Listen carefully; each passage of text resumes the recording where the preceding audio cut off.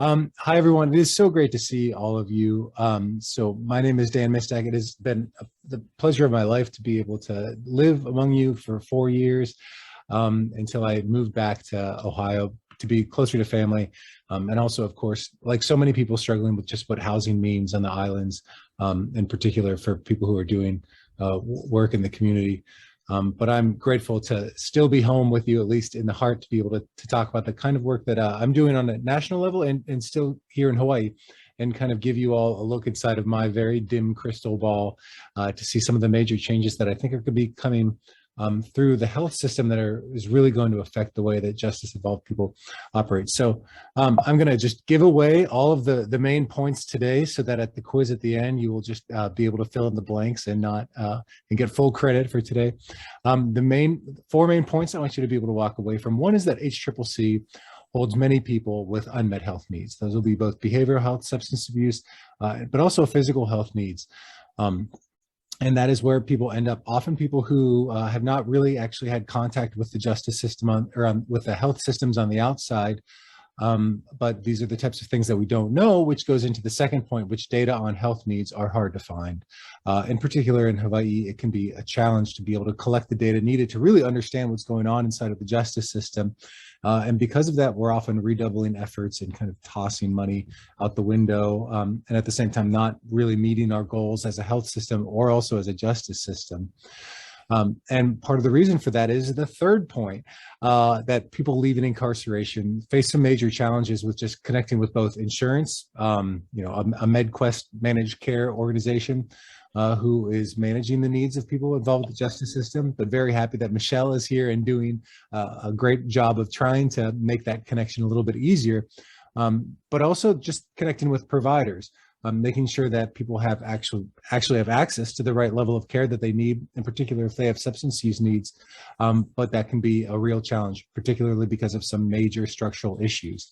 And that leads into the final point. I did not plan any of that. That was just accidental, is that federal changes are coming, which are going to affect some of these major structural issues. But Hawaii, even if the federal changes don't happen fast enough, which those will be going to affect more than 2 years from now, Hawaii can get ahead of the curve through its Medicaid program, its MedQuest program, and its waiver program, and sort of do what some other states are trying to do right now. But of course, Hawaii would do it better. So who am I? And who is coaches? So I moved to the Big Island because my partner was managing a farm on the Big Island, coffee and macadamia nut farm, and in that process, I ended up working at Legal Aid Society.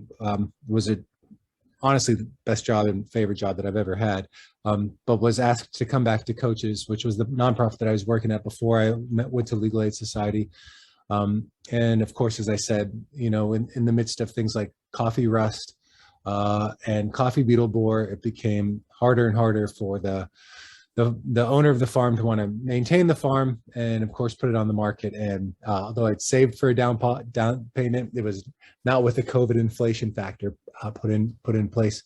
So moved back to the mainland, but I'm still grateful for the chance to be here with you, like I said. So, but who is Coaches? So Coaches is a nonprofit funded philanthropically through grants from Robert Wood Johnson Foundation, California Healthcare Foundation, and lots of other philanthropic foundations across the country. And our goal is to build a stronger healthcare system for people who are involved with the justice system. As you can see, our little guy here in the middle, he receives healthcare from all of these different places: clinics, nursing homes, physician's office, hospitals. But one of the other places that gets left behind is the jail. And that's because of some structural reasons that we'll talk about. And I think that we cannot have a health system that meets people's needs unless we're focusing on the places where people receive care and making sure that everyone can connect in with health information exchanges and the right kinds of ways to share information. And in order to do that, and in doing this, I think that we'll be able to support criminal legal reforms, reduce recidivism, improve public safety. So that's great on the DPS side, but also build a stronger healthcare system on the DHS side and DOH side. And of course, the main goal of Coaches is to reduce the significant racial disparities on the mainland among Black and Brown populations, but in Hawaii, the ways in which the Kanaka Maoli populations are really disproportionately affected by the justice system. So we do this we've been around since 2005. I've been working with Coaches in one form or another since 2013. And what we do is we just provide TA. Right now we have a grant from HRSA. We're working on the Big Island, working on a health justice collaborative, which many of you have filled out some inquiries about that, or some surveys that we've created. And some of you are a part of that health justice collaborative, and I'd be happy to answer some more questions about that later on if you're interested. But we provide TA. We develop policies. Some of the policies we're talking about today are things that I was told would never happen in my lifetime, and to leave them behind. But I have been annoying enough to kind of move the ball forward a little bit. And will continue to be annoying if it will help out folks that we're all fighting for. And then, of course, we convene health and justice folks to be able to start speaking the same language so that we can resolve some of these problems. So why, as a kind of healthcare firm with healthcare philanthropic money, do we focus on jails? Well, jails nationally just are run locally, right? So they're run by local county jails. Here in the state of Hawaii, of course, they are run by the state through DPS. But jails touch people's lives in ways that the numbers that vastly outpace the way that the prisons affect people's lives. So across the country, as of 2018, 10.7 million people were jailed. And that is many more people than are inside of prisons. So these places where there's a short length of stay, on average 25 days, with a 55% on average turnover every week, they end up cycling through far more people that are in the prison system. So by tackling the health needs of people who are inside of the jail, we can have hopefully a big impact one-on-one with the people who are coming in and going, but also at a policy level by just having far more people's lives be touched by the policies that we work to change. These are the second point, to talk about that we were going to talk about was that just data is really hard to find when it comes to the justice system. I know OHA they released a report, I think in 2018, and they were going to update that. I checked their website and they haven't updated yet as far as I know, unless they're housing it somewhere else. So we have a really hard time of even just being able to identify, and Michelle from United Healthcare could also lament, that's a real challenge to identify what the health needs of people are inside the justice system. But for people who are incarcerated, they have pretty high rates of both chronic and infectious diseases in jails and prisons, and their health needs far outpace the health needs of people who are on the outside. We can see through both high blood pressure, tuberculosis, hepatitis, and HIV. So the jail ends up being a really important place to be able to maintain what we're our concerns for the people who are involved with the justice system and their health needs, because people don't stay in jail forever. Like we said, average length of stay is 25 days. With a average turnover, half the population turns over every single week. Also, on the other side of this, the mental health needs of people who are in justice involved really do outpace those in the community, where you can see, of course, again, where data is really bad, and there's a lot of structural reasons, again, why this data would not be all that accurate. It would be a major undercounting. People who are involved with the justice system have some serious psychological distress, histories of mental health needs, and very few have no indication of a mental health problem. And of course, drug dependence, 63% of the people who are sentenced in jail, that's not pretrial, but sentenced, so in jail for up to a year, have some sort of clinical criteria for drug dependence met, and prisons, 58% have that same number. So it's a place where people receive care, people who have pretty critical needs, and it is disconnected from our broader healthcare systems. And even larger than that, the shocking thing is fewer than 1 in 10 people who were arrested at a study called the ADAM2 study who had tested positive upon booking had received care in the community. So only 10% received care in the community prior to incarceration. And as people are leaving incarceration, because both sides of the entering and leaving are face challenges, they're more likely to die from all causes on the outside, 12 times more likely to die in the 2 weeks following release, and 120 times more likely to die of an overdose post-release. That's particularly salient as we're facing more and more fentanyl on the islands and other opiates on the island. A pretty important factor there, 80% of people who are detained with a chronic medical condition have not received care in the community prior to arrest. So we've got a lot of people who are sick and they are being housed together. And again, they're being housed in ways that are disconnected from the broader community at large. Providing jail healthcare inside of a jail is not an easy task. Like I said, people are coming in and out all the time. We don't necessarily know what's going on with them. They have to do a very quick initial screening, trying to identify what someone's health needs are. But that's about all the insights that you get. And of course, jail care in the terms of the healthcare world, it's episodic, which means that it's really not connected with anything else. And it's siloed from the broader set of providers. So if you're at Bay Clinic and you're, have a client that you've been supporting for 2 or 3 months, that individual could disappear overnight. You have no idea where they go. They could come back to you a month later, ask them where they've been. They might, decompensated, might be not doing too well. And of course, it's optimistic that they even show up to their health care meeting on the other side of leaving jail, and you find out that they'd been in jail the whole time. In the meantime, they hadn't been receiving their meds. You hadn't been able to continue the support that they had for them. So that causes a large challenge, not just on the jail side, but on the provider and the community side, because every one of those meetings is absolutely important to consistently encourage the people who are receiving care to stay on the right path. And of course, the health system looks at it vastly differently than the justice system often looks at what we expect when it comes to recovery. But also, in Hawaii, healthcare is managed through DPS, which is not connected really in with much of the other healthcare infrastructure. Kumakahi Health and Wellness is inside of the jail, and they were inside the jail pre-COVID. Hopefully, we'll be back inside the jail very soon, providing hepatitis testing and other forms of testing and enrollment inside of MedQuest. But there's not much other connections other than that. And of course, the healthcare decisions while you're incarcerated are driven by correctional, not really clinical needs. This lack of touch points really creates a lot of negative outcomes, not just on the health side, but also when it comes to what our expectations are for public safety, driving up recidivism and costs, and also just leading to people being back inside jail over and over again. Sorry, my dog is craving attention behind me, so if you hear a bark, don't get too startled. Just want to comment that, of course, COVID-19 remains a struggle inside of the justice system. And even though we don't hear about it so much inside, we do hear murmurings of outbreaks again, and also just really not obviously there was also the court case and settlement that happened inside of Hawaii where DPS was not really following its own policies and procedures. And that's because, again, it's cut off from the rest of the health system. And of course, when Hawaii's Supreme Court was trying to, I'm being scratched by my dog in the back right now. So if you also see me wincing, that's because I'm too close to her and she's trying to get more attention. So Hawaii Supreme Court, ordered a decarceration, which was, of course, a national best practice in order to try and stop COVID spread inside of the jail. But we really had to scramble very quickly to try and actually coordinate with the broader health system to make sure that folks have a place to go, and social service providers. The state was really not all that supportive in this process. As they said, the Big Island figures it out. And what that meant is that we worked really hard in a short amount of time to try and figure it out as best we could.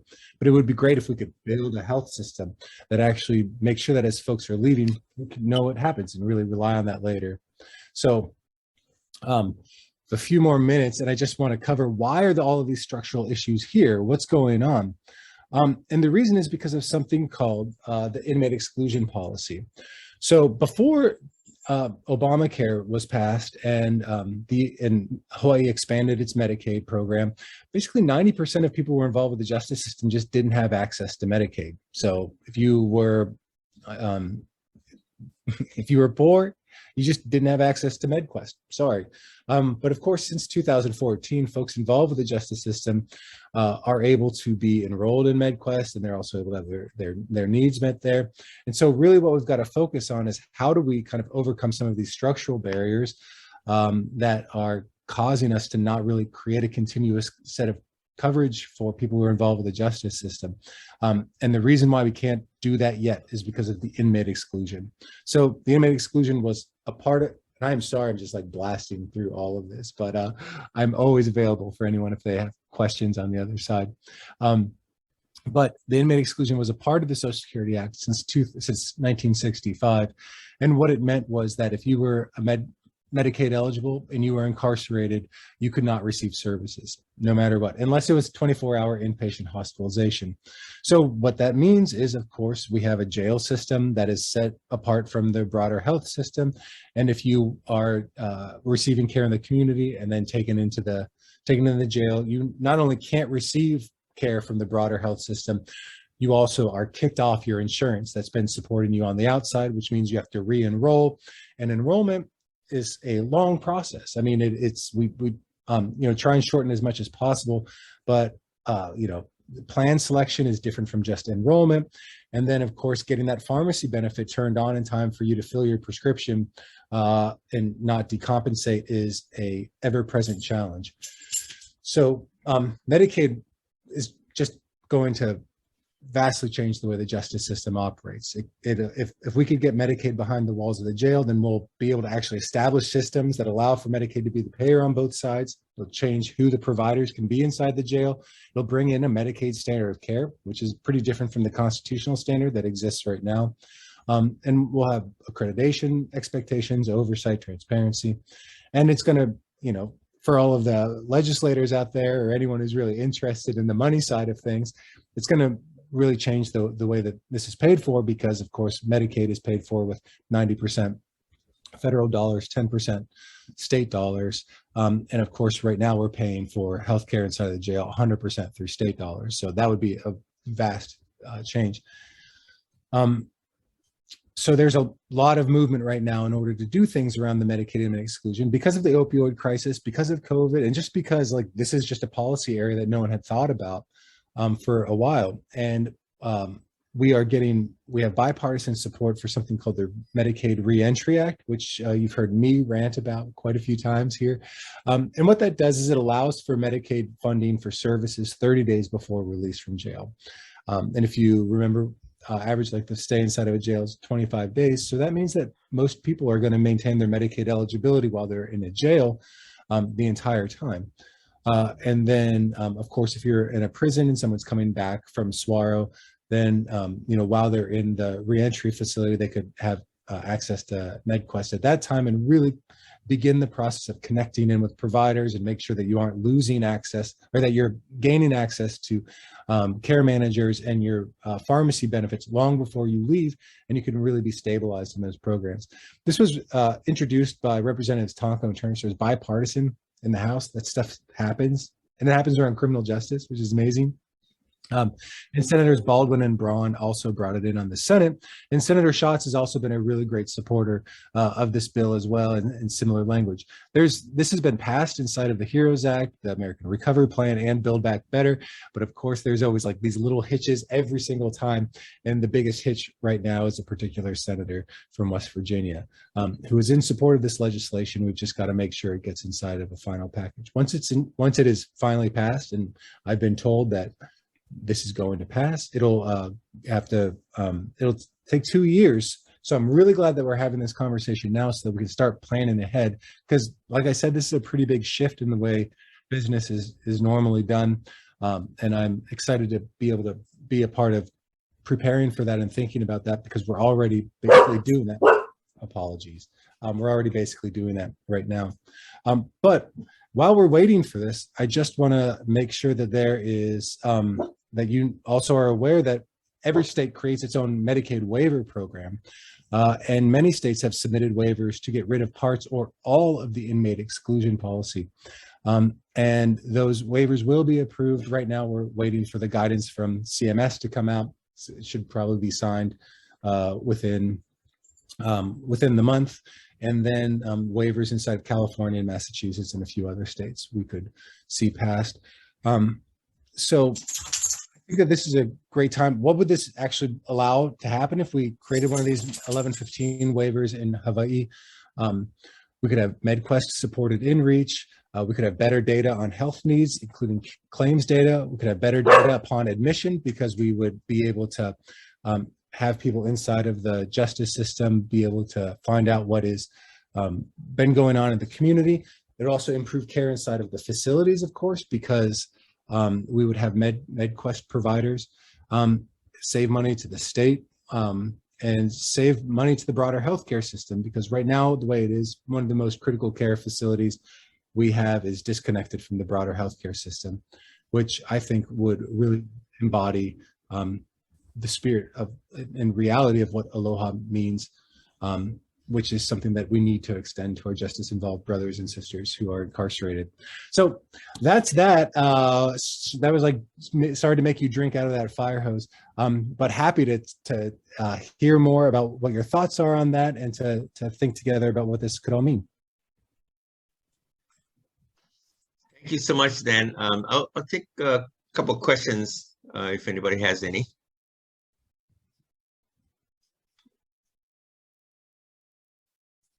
Okay. You raise your hand, or you can just jump on.